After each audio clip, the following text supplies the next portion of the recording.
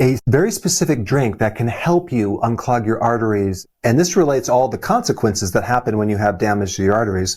High blood pressure, clots that can develop that can actually turn into a stroke, and heart attacks. Now, one of the problems that people have when they go to the doctor is the doctors don't really focus on root causes. They're looking at things later on the chain of events, like high blood pressure, like high cholesterol, and then they treat those, but they don't really get into root causes. One of the big root causes for plaquing in the arteries, especially heart attacks, is this thing called endothelial damage. What is that? Look at the inside of an artery. There is this single layer of cells. It's called the endothelial layer.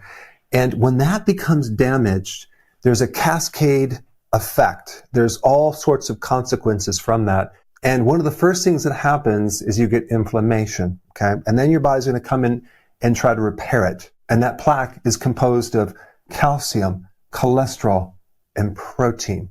So realize the plaque is really a reparative action from the inflammation that started inside your arteries. Now, there's another little piece of the puzzle, and that is called nitric oxide. When someone develops endothelial damage to the inside of the artery, their nitric oxide goes down.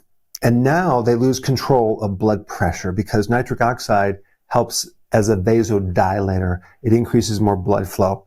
And when we lose that, not only are we going to get a blood pressure that's going to go up, we're going to get increased risk of clotting. And by the way, 90% of heart attacks involve clots. Now let's talk about the one drink that can help you. It's basically using cacao powder with high flavonoids. Maybe you've heard of cocoa powder. That is roasted cacao. So this is from the raw bean, and this is the stuff that they make chocolate from. But when you have this barely refined raw product, you have a ton of these flavonoids, which are basically plant chemicals that have a lot of antioxidants and a lot of cool properties. Sometimes I'll add the beetroot powder to it. Sometimes I won't. Sometimes I'll add a little pinch of sea salt or even a little scoop of magnesium glycinate to get my magnesium, because that's one nutrient that I really benefit. And also it's just good for the heart.